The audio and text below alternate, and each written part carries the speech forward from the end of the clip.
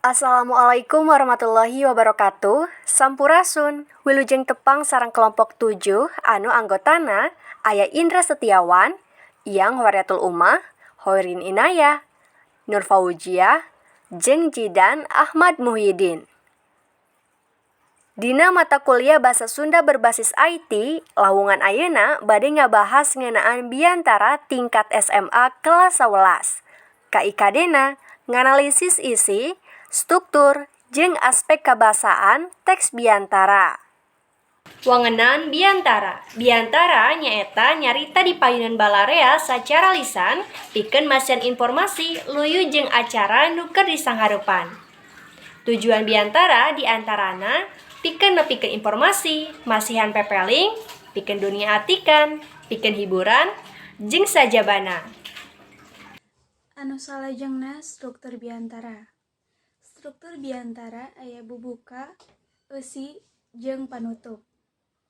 Dina bubuka aya salam pamuka, muqadimah, ngahaturkeun nuhun atawa panghormat kanu hadir jeung sajabana. Dina eusi nyaeta nepikeun anu hayang ditepikeun ka audien. Dina panutup aya sanduk-sanduk, nepikeun doa, jeung salam panutup. Contoh struktur biantara. Assalamualaikum warahmatullahi wabarakatuh. Eta kaasup salam pamuka. Sadaya puji kagungan Allah Subhanahu wa Ta'ala. Shalawat sinareng salam mugi ngocor golontor ka junjunan urang sadaya Nabi Muhammad sallallahu alaihi wasallam. Eta kaasup muqadimah.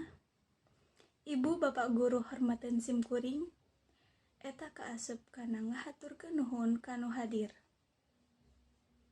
Dinten ieu kalintang bagjana kanggo simkuring sadaya, oge janten dinten anu kalintang pikasediheunana.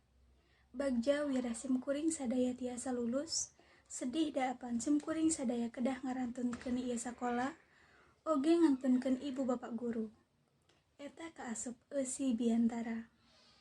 Bilih aya kalimah nu teu merenah, pondok nyogok panjang, nyugak, bobo sapanon, carang sapakan. Hapunten anu kasuhun, jembar hampura anu diteda. Wabillahi taufik wal hidayah. Sanduk-sanduk menta dihampura jeung nepikeun doa. Salajengna aya Waalaikumsalam warahmatullahi wabarakatuh. Eta salam panutup. Salajengna aya metode biantara. Nu kahiji aya biantara dadakan impromptu. Nyaeta biantara sifatna dadakan teu dipersiapkeun heula ku oratorna. Contona biantara dina acara ulang tahun. Nu kadua biantara extemporan. Nyaeta biantara anu ditepikeun ku cara maca gurat badagna wae. Contona biantara seren sumeren. Dilajeng aya metode biantara. Biantara ku cara maca naskah, contona biantara pupuhu nagara Republik Indonesia. Salajengna aya biantara ku cara ngapalkeun atau memorir.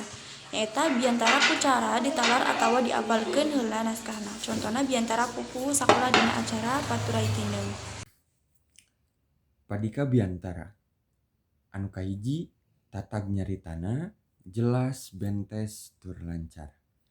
Anu kadua alus basana. Anu katilu munal eusina, bermakna atawa aya fungsina. Anu terakhir ngandung wirahma, lentong sinareng ranegan. Anu terakhir evaluasi. Anu kahiji biantara pupuhu RI biasana ngagunakeun metode biantara anu sapertos kumaha. Anu kadua sebutkeun naon wae anu kaasup biantara resmi jeung resmi. Nu katilu struktur omongan dina biantara teh ngawengku. Anu kaopat naon wae sawatara hal anu kudu diperhatikeun dina prakna biantara.